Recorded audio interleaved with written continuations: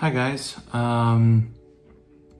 it's the middle of the night. It's really windy outside, so if you hear anything, that's what it is.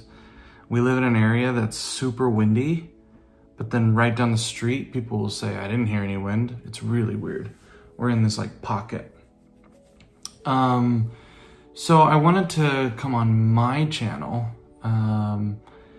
and somebody has suggested that maybe the grief stuff be dialed in on this channel and focus on family on the other channel. So I'm just trying it, just exploring with this idea of just focusing on what I've learned in my community, what I've learned through grief podcasts, what I've learned through Bible study, what I've learned, and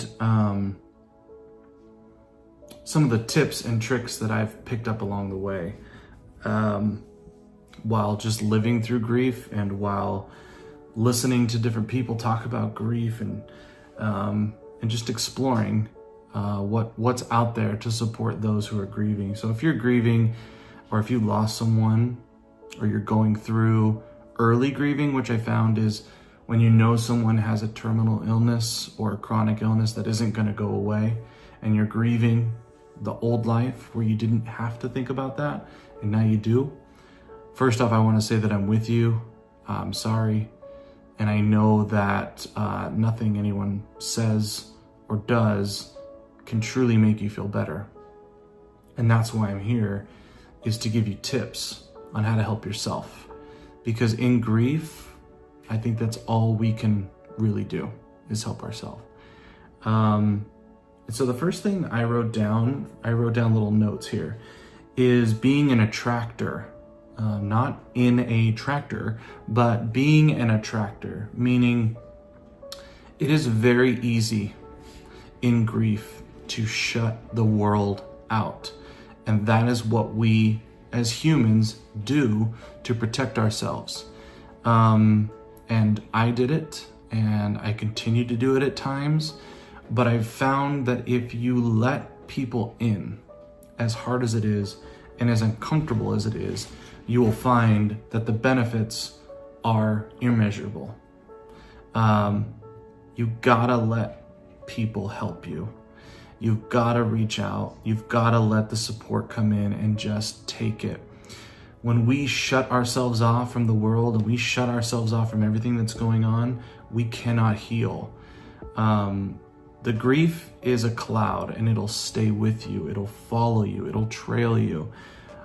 But if you do your best to attract positive energy and attract good people in your life and let them in, then it'll help with your healing process. So as hard as it sounds to someone who is freshly grieving, I'm still fresh, I'm 4 months in. It is important that we do not shut ourselves off from the world, because it does not help you. There are times when we need alone time, and I'll talk about that, but there's a difference between alone time and shutting yourself completely off. So being an attractor, what my therapist said, is being a positive light, even when all the negative has gone on around you. So for me, lost my wife. I'm 33 now, 34 years old. I lost my wife at 36. And my life was completely turned upside down. I'm now a single parent. I'm now widowed. I didn't plan on being single at this age. I didn't plan on raising kids alone. I had a happy marriage, and it was all ripped away from me because of cancer. And so it's very easy to kick and scream and be angry and be mad at the world and be mad at cancer or a higher power. It's very easy just to be angry and shut yourself off and say, I'm done. The hard challenge is to be positive and continue to try to be positive, even in the darkest times. So my first one is to do your best to try to open up and let people in and be an attractor as much as you can. Number 2 is positive energy goes a long way. What does that mean? I'm not talking about faking it. I do not believe in faking happiness, faking that you're okay, faking that you're feeling positive. That doesn't do anything for anyone. It doesn't do anything for you, it doesn't do anything for your soul, and it doesn't do anything for the people around you. But what I am saying is making a conscious choice to be positive in just small situations goes such a long way. So if you can find it in yourself to take this crummy, horrible situation and look at the positive side of any of it, it goes a long way. So again, for me, I lost my wife. I can easily say, this sucks, life sucks, I hate this, I hate watching her crumble, I hate watching her take her last breath, I hated watching her go from perfectly healthy to completely and utterly sick. It's not fair. It's not right. And I had to explain it to my kids. My kids had to see her sick and suffer. We had to watch cancer just slowly take my wife from us. And I could easily kick and scream and be angry and be down and negative. And I am sometimes. I'm not saying I'm always positive. It's healthy to be angry and scream and get upset once in a while. But what I mean by positive energy is smile sometimes, make a joke sometimes, remember the things that you enjoyed with your significant other or your partner or your relative or your whoever you might have lost. Remember the good times with that person. Our brains like to go back and think of when we lost them. The struggle. For mine, it's, the hair loss, the being sick, the getting weak at the end, the losing of memory. Those want to pop in.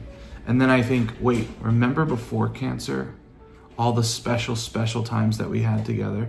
Think about those, and that's what helps me have positive energy throughout the day. And cancer gave us a blessing in the sense that my wife prepped me for all this. Not a lot of people have that, but I was prepped. And she constantly reminded me to be positive, be who I am, no matter what the situation is.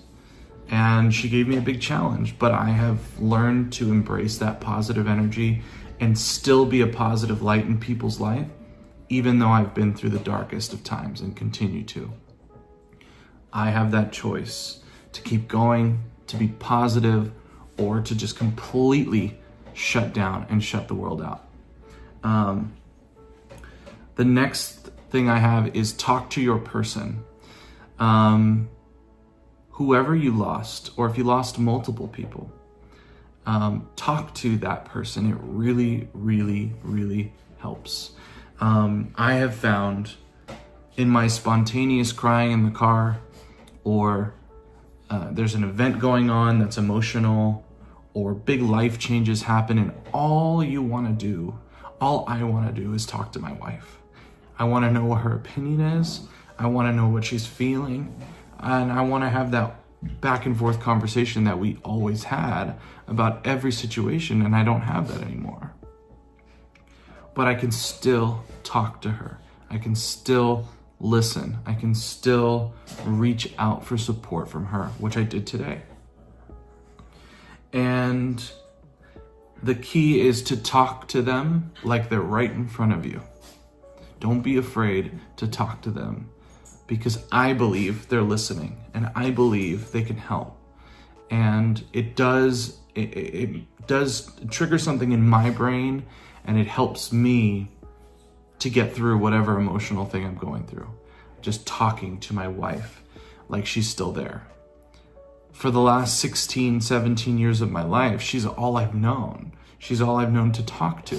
She was my best friend, my spouse, my other parent, my other half.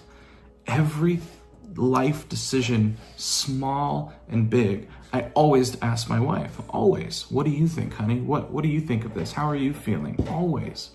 Every day I asked how her day was. Every moment. I just wanted to check in with her. I loved her so much. And now my brain is not understanding that doesn't exist anymore. So I'm retraining my brain to say that it does exist. I can still talk to my wife. I can still have a conversation with her. And it's not the same.